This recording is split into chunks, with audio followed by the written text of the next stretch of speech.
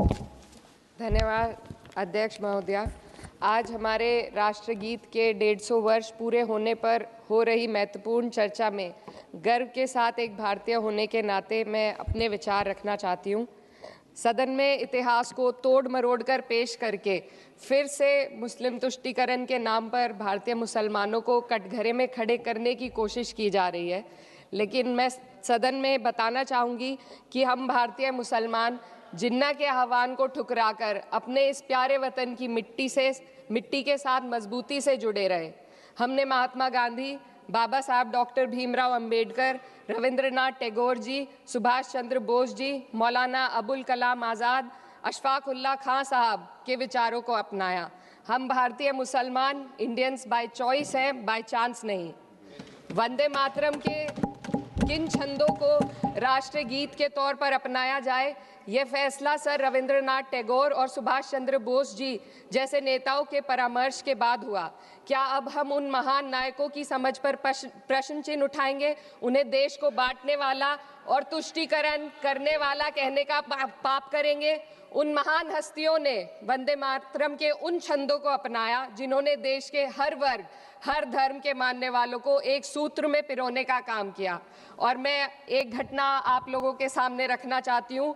वर्ष 1998 में उत्तर प्रदेश सरकार के मंत्री रविंदर शुक्ला जी ने स्कूलों में राष्ट्रगीत को गाना अनिवार्य कर दिया था।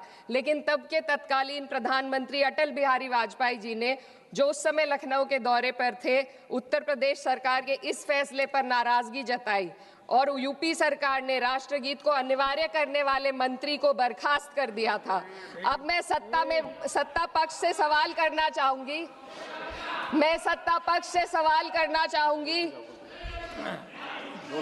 बोलने दीजिए।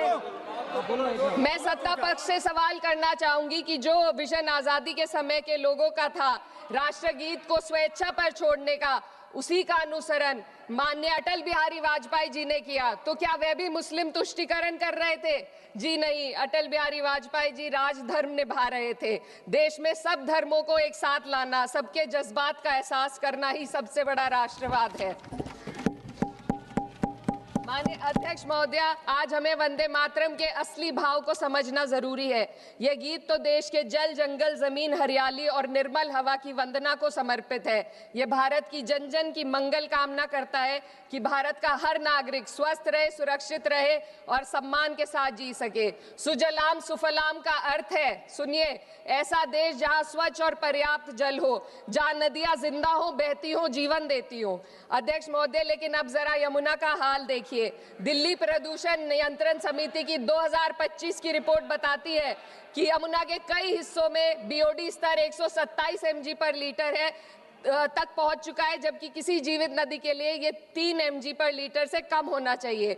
ये सिर्फ नदी का संकट नहीं है, ये किसान का संकट है। नमामि गंगे के नाम पर हजारों करोड़ रुपए खर्च हो गए, लेकिन सच्चाई ये है कि आज भी गंगा और यमुना के किनारे किसान मजबूरी में उसी जहरीली पानी से खेती कर रहा है। वही जहर अनाज में उतरता है और वही जहर किसान की जिंदगी को धीरे धीरे खत्म कर देता है। अध्यक्ष महोदय, जब पानी जहर हो जाएगा तो सुजलाम कैसे होगा? जब किसान बर्बाद होगा तो सुफलाम कैसे होगा?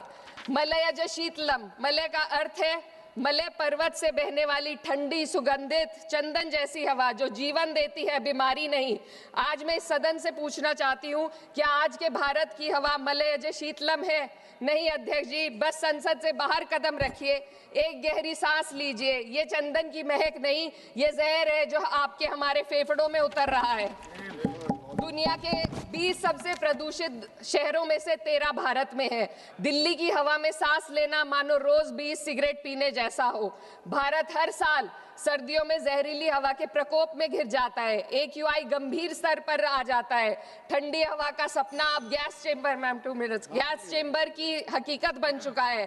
हम वो देश हैं जहां सरकार प्रकृति पर बने गीत का मान मर्दन तो करती है, पर उसी प्रकृति, जंगल, हवा, पेड़ को बचाने वाले कानूनों को धीरे धीरे खुद ही खत्म कर रही है। ये है आज के हमारे मलयज शीतलम की अफसोसजनक सच्चाई।